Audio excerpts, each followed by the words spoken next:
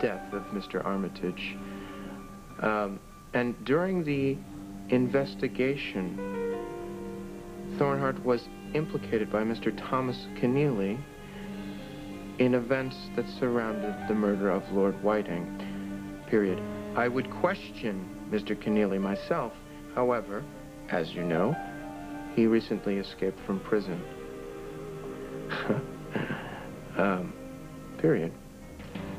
Nevertheless, for the safety of Landview, that's good, and in the interest of justice, I urge you to use the editorials in Armitage newspapers to demand that Patrick Thornhart be questioned immediately as to his involvement in the Whiting affair. Love and kisses, Todd. No, I'm not serious.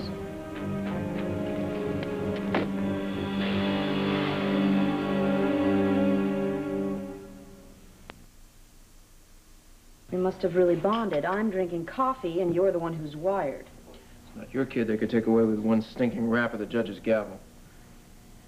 The custody hearing's set to start in less than an hour, which is exactly how much time you have to calm down.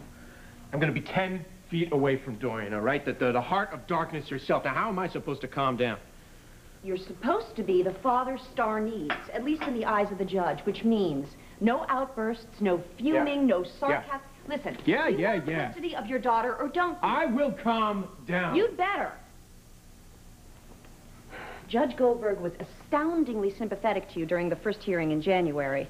And Blair isn't a viable option because she's still in the hospital. So, in my mind, the only way you won't get custody is if you blow it by blowing up.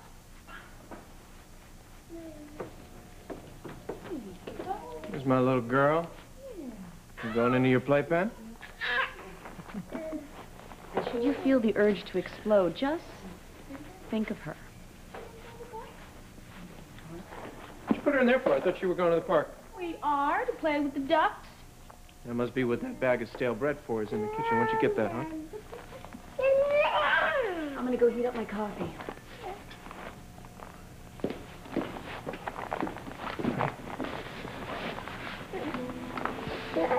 Taya's okay, huh? I mean, she's not your mother. Nobody quite like your mother. I mean, that's what I thought when I was far, far away, you know, when I was in Ireland. Just wanted to get back here, be with her and this daughter that I'd never even seen before. I figured have this big, happy family, and was I ever wrong? Had to start over again. New family. Trust me, you're better off. It's too bad that there's no room for your mother in here. You miss her, huh? I'll bet she misses you, too. That's just the way it's gotta be now. But hey, listen to me. I'm here, okay? And I will always be here. I promise.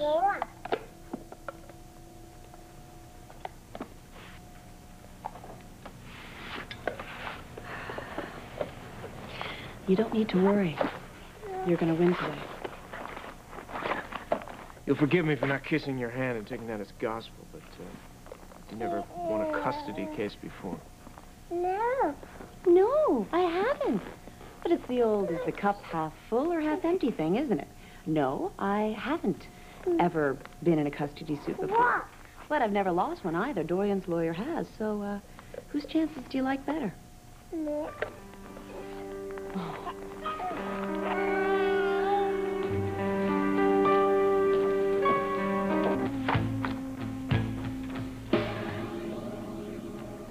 This hearing has been requested by Miss Dorian Lord as guardian ad litem for Ms. Blair Daimler seeking custody of Starr Manning. These proceedings represent a due petition of this court. But before we begin, let me remind you that this court's guiding principle is to serve as Starr Manning's advocate.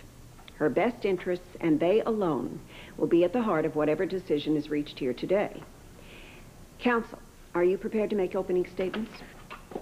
Yes, Your Honor. Very well. Ms. Richardson, since the petition for change in status was brought by Ms. Lord, I will ask you to begin. Thank you. Your Honor, the welfare of Starr Manning is foremost in the mind of Ms. Lord as well. It is her contention on behalf of Starr's mother, Blair Daimler, that Starr's well-being is seriously jeopardized so long as she's in her father's full-time care. Todd Manning is an unfit parent. This was clearly established at the January hearing, and the pattern of neglect and irresponsibility has only continued. Your Honor, this little girl will be far safer, far better off in all respects with her mother, Blair Daimler. Blair Daimler simply cannot care for a child. The affidavits filed with the court by Mr. Manning's medical experts prove this beyond all doubt. Ms. Daimler not only suffers from the debilitating effects of a near-fatal car accident, severely limited mobility, long-term nerve and muscle damage, but has recently endured a stroke, which left her incapable of speech. It is, in fact, Ms. Daimler who needs to be cared for. During this difficult time, Starr has lived with Mr. Manning, who, contrary to my colleague's assessment, was shown during the January hearing to be a loving and deeply committed parent. He's shown that time and again since January. Indeed, after many months with only her father as a guardian, Starr is thriving. For these reasons, it seems illogical, pointless, and even cruel to remove Starr from the happy home she shares with her father in order that she may be placed with a distant and, as I will show, highly unreliable relative.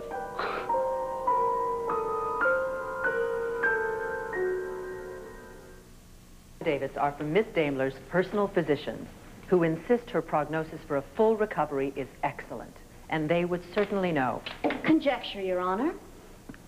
Overruled. It's true Miss Daimler was seriously injured in an accident, and she did suffer a recent stroke.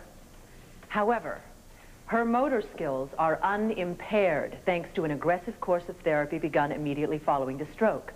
For the same reason, Miss Daimler's aphasia, the loss of speech, is expected to be only temporary, which, by the way, also applies to the physical limitations resulting from her accident injuries.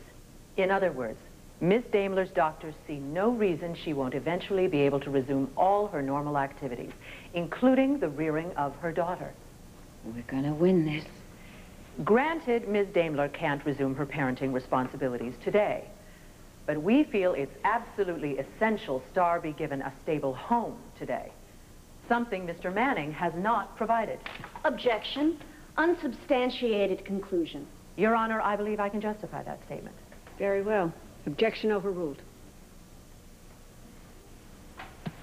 First of all, Mr. Manning, as publisher of The Sun, oversees every aspect of the paper's operation. This demands long days and often long nights at the office and away from Starr. He's virtually an absentee father. Second, he has no supportive extended family on hand to pick up the slack, as there would be in the home of Dorian Lord.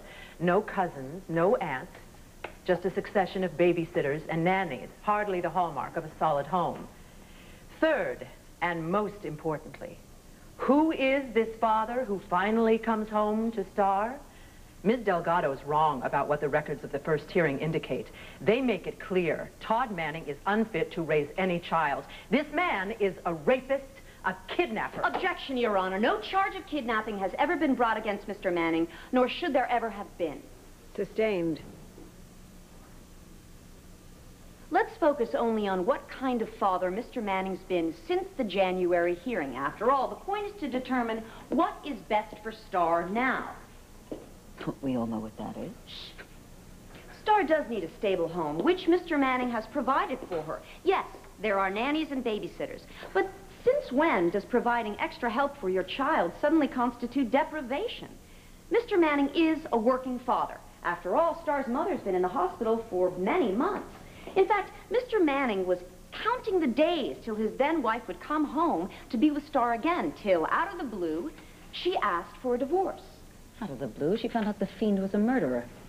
But Mr. Manning did not let Ms. Daimler's actions adversely affect Starr. He remarried. Starr now has a new mommy to take the place of the one who chose not to come back to her. Now, that is a ploy.